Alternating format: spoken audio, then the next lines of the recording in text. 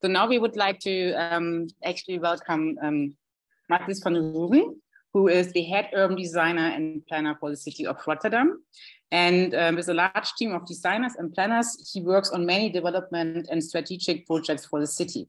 He also works on the long-term vision for the development on Rotterdam. And I think that's what you're going to hear about tonight.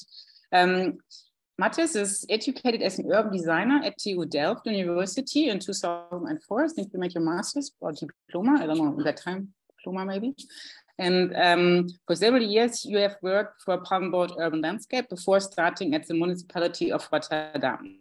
First as a designer, and then since 2014, you are the head urban designer and planner. So you are within the city, like with a different position as we heard before. But I'm looking forward to learn more about what you are doing in Rotterdam right now. So thank you.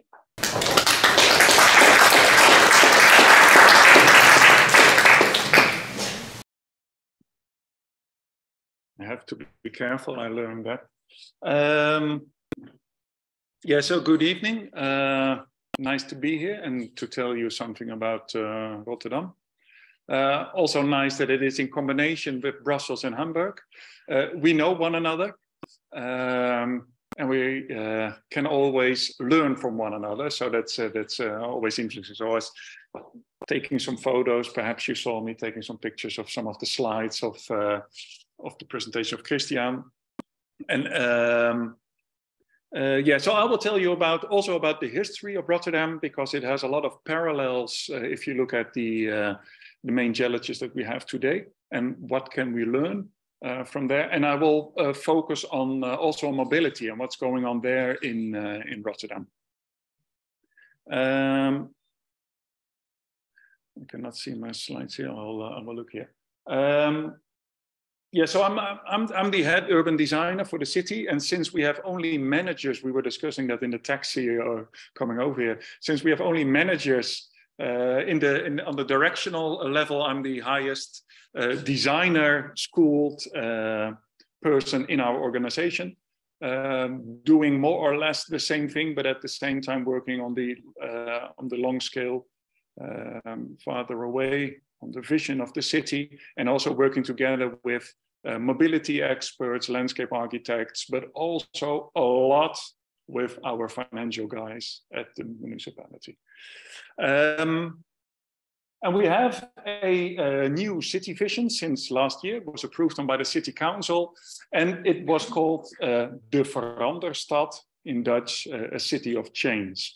And I will tell you a lot about the change. You already heard about the change that's going on in our society, but there's a lot going on in Rotterdam as well. And there's 5 perspectives that we use in our city vision. And you can see productivity, productief it says, but productivity is one of them. And we learn a lot from Brussels. So we try to implement what they've learned in our city. And of course, sustainability is something as well. So about that change, Rotterdam is a big port city. We are your port, you could say. And that has changed a lot over time. So around 1900, there was a big boost because of some inventions. They could scale up and the port grew really rapidly. And the idea back then was from the city government and also about the big entrepreneurs in the port that you can't have an old-fashioned city and a modern port at the same time. So the city had to be modern as well. So in 1920, we introduced our main boulevard, the Koolsingel, demolished a lot of housing to introduce our city hall and main post office to become a modern city as well. And then this happened. We were bombed heavily. I guess your city center was bombed as well. So we had to rebuild our city, rebuild Rotterdam. And since we were already trying to become a modern city, we thought, not rebuild the city, but no, we're going to build a modern city. And that meant new architecture, but also new ideas of how you mix function in your city. The example in Brussels from the 1900s, everything was mixed. And in our new plan, it was about monofunctional city districts. And of course, the car was an invention. So we had to create a lot of space for cars. And therefore you can see broad profiles in our street or in our city. Does this work? Well, I think we called about 2010, we said the rebuilding is done. And now we're going to make it look nicer. But what already happened in 1970, there was a lot of protest. And that's happening today as well. And what was it about? It was about the enormous scale of the rebuilding of our city. You can see some of the buildings, big buildings, instead of the smaller, nicer ones. And the other one was also that these people lived in the old neighborhoods in really poor conditions. Quite often they didn't have a bathroom. So that was a big problem. And when the idea came to make a highway from the city center to the outskirts of the city, using the tracé, the route of a small river that gave us our name, the river Rotte, and it was dammed and therefore it was called Rotterdam, that was enough. And all the people protested. So they said, no highway, invest in affordable housing, in good housing in our neighborhoods. Well, that is happening today as well. Same reaction, only 50 years later. And another thing was that it should be more fun, or at least to have a more human scale, that it's nice and gezellig, as we say in Dutch, cozy, in our city. So they introduced all this sort of, well, funny activities in the heart of the city. The same spot today. So in the 90s, we became well, the modern planning is, of course, American planning. And this is also quite American, you could say. So it's an open shopping mall. And this is what it is today. It attracts a lot of people. At the same time, with the owners, the developers, we're looking how to make it more Rotterdam. So that will happen in a few years' time. And also the Kop van Zuid. We created a bridge from one side of the river to the other side. On the left-hand side, we see just after opening of the bridge, and on the right-hand side where we are with the development. So we're more or less finishing the development of Kop van Zuid. So that gives you also an idea. If you want to be an urban designer, as I guess most of you want to be, you have to be patient, but you can make a big difference. What didn't change in these plans was the room for the cars. So you come from the big bridge, you get to this crossing, and it's an enormous space. You can fit in a football pitch. So in the 90s, still the idea was that we had to create lots of space for cars. Luckily, in around 2007, when the city center was still not a lot of fun, we introduced the term city lounge. So it had to be attractive to stay in your inner city, to stay there longer. And once you stay longer, you consume more, which is good for business, of course. So this is what we introduced, and that was the starting point of, well, what we're actually still working on today. We also did lots of experiments on mobility to rethink mobility. Since we are a car city, we had lots of parking places as well. Well, you can do lots of stuff with parking places, and you can also do lots of stuff with big boulevards when you close them off. And this really helped the politicians to convince the politicians that you can do it in a different way. So here, one parking car, you can also park 10 bikes on the same spot. It's more efficient. I totally agree about the small things that also can make a difference. So we have introduced or have been greening our city, creating a lot of parks, planted a lot of trees, but also in these smaller streets, in these old neighborhoods. And they really can make a difference. Once this was just a street, well, would you be proud to live there? And imagine it now. This is much better. And you can sit there and you can meet your neighbor. So these small things, these small adjustments in public space can make a big difference. Of course, we've got some lovely architecture. We say we are a city of architecture, so we have, well, we are not a city of icons, but if you count the number of icons, we have quite a lot, and this is one of the latest additions. This is our building. It's a museum depot, but you can visit it, and it's lovely, and it's got a public roof terrace on top, which you can visit after museum hours. But a lot of the change, what we do is also temporarily. So this was the Koolsingel, the main boulevard is underneath. And we have this rooftop festival club, the Rotterdamse Dakendagen, we call it, rooftop days. I support them a lot. And they, for 1 month, you could walk from one rooftop to the other, which was fantastic. 200,000 people were visiting this rooftop walk, but at the same time, we could address the usage of roofs in our city. You can use them for greening, for energy, for, well, to meet, or perhaps for housing. So we addressed some really issues that go on in our city, but at the same time, it was good fun. So the fun part remained, and I think that is really important. And we are all human, and it's nice when it's fun. And a lot more change is coming. So this is an image you can see today, but there will be a new city bridge just agreed on. We got some funding, well, some funding. We got a lot of funding from the national government. So you're talking about a billion euros to create a new bridge over this river.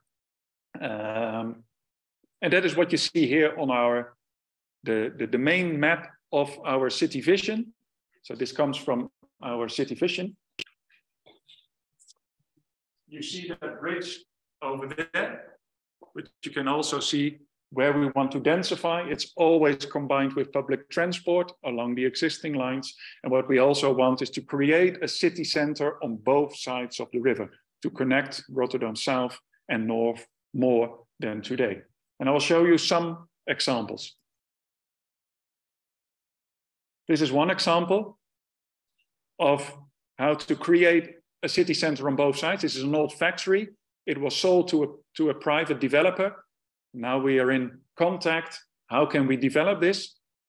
We don't own the land, but we have a huge say because the zoning plan says factory. And of course, they don't want to build a factory. So we now will be doing, you can densify, there will be a lot of housing. We demand a large percentage of affordable housing. And we also demand 10%, we learned from Brussels, 10% of other activities and also affordable activities, which can be work. Densifying our city, but also dealing with climate change, of course. This is another example where we keep the ground floor, the old building, and put other buildings on top. And since there's a lot of people coming and you're densifying your city, you also need more parks. Around 1900, we made this port basin.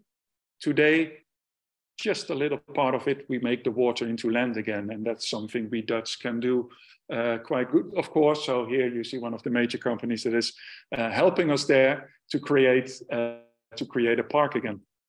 And that is what you see in the top corner. You see densification, but you also see the park. Another park in the other port basin on the left-hand side, but also development that will bring together the existing neighborhoods on both sides. So the red one was part of the port. There was old trains, old railway tracks, and now we developed that. And that also meant that we could click those neighborhoods together. What I always say is urban design is about well, connecting people and connecting neighborhoods. So this is an image of what it will look. Most of it is already realized, not the high rise and not the stadium. It's just, as we say in Dutch, the curtain fell for the stadium, so there will be no new stadium. But I show it you anyway. Around these big public transport hubs, densify there as well. The bridge will come from the top to this location. The university campus is there as well, on the right above, and the metro station is at the bottom. So this whole neglected office space will be transformed into a mixed area. Most of the offices moved to the inner city. And here we said 50% or the amount of office space or workspace has to remain. And you can add the same equivalent in other program, which most of it will be housing. And the last example is in the west, a former port area where together with the Port Authority, we will develop this area into a mixed area. We call it an innovation quarter. So from the TU Delft, the university, some startups or grow-ups can find their space here. And at the same time, a lot of our practically schooled people living in our city can work there as well. And what we did, this, of course, the previous image was still an image, and this is what we already did. And this is a bridge to the next part of my story, but here you see it was a port area, focus on trucks. We already said narrow down the area for the cars, introduce green because the heat island effect is here a lot as well, and make it nice and pleasant for the people that already work there or go there to one of the early pubs that is already there. So this is, well, what we invested in. So a lot of change in Rotterdam, and the world changes as well. And this is, of course, really sad, but we have to deal with it.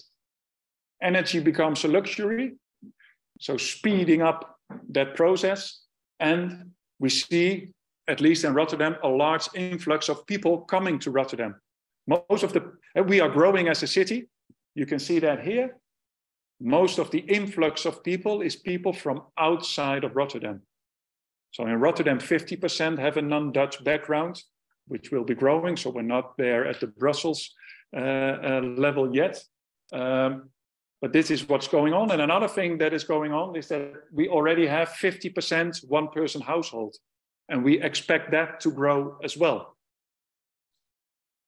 So what type of city do you make when a lot of people from abroad come to your city and a lot of those people live alone? You have to introduce meeting places, of course. Well, we have to build a lot of houses. We say it's good. It has to be about good growth. So affordable housing, also green space, also workspace, and so on. This is an example.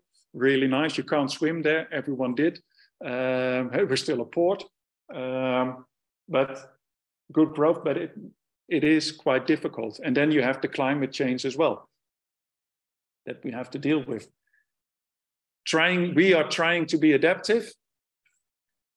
You see this floating office already. There's floating parks here as well. The bigger park will be, as one of the previous images on the right-hand side. But it is something we have to deal with. Climate change is there, and the biggest problem. One of the problems is a lot of water. Another problem for us is drought, because what happens in Rotterdam, our soil, the ground, is going down. So we are sinking. And when there's a lot of water, then you have a double problem, you could say. So that is something we have to store a lot of water as well for during the drought. And that is a new task that we have, or a new challenge. And that, of course, is all because of the CO2 emission. And Rotterdam is one of the worst in the Netherlands. Most, of course, because of the port, but also as a city, we're not doing well. We should go to here. This image is not really correct. It's by the marketing guy. We're going up in emission. And that's in 2021, and I think in 22 again, which is quite terrible. But another thing is that, well, 90% is port, 10% is city, which is still a lot of emission. 1/3 is caused by mobility. So if we want to do something there, is a key. And of course, you could say, make them all electric and the problem is solved. Well, not entirely, because you also want it to be a nice city. So this is what our approach to mobility is. We completely shifted around. And of course, we still have the trucks, but it will be zero emission trucks that can only come to our city center. That's already happening. But the pedestrians are first in every plan. Here is a map, and you can see this little green man on the main boulevards. That's where we started first, but that change is all over the city in every part of the city. That's where we want that change, that shift in mobility and towards, well, a more human approach. Because this is one of our boulevards today. Not the nicest place. If you would take the photograph in that direction, it's more nice, but this is more dramatic. This is what we want. And that's what we can. So that's the good thing about this modern plan that we have in our city center. With this broad street profiles, broad boulevards, there's a lot of space to transform.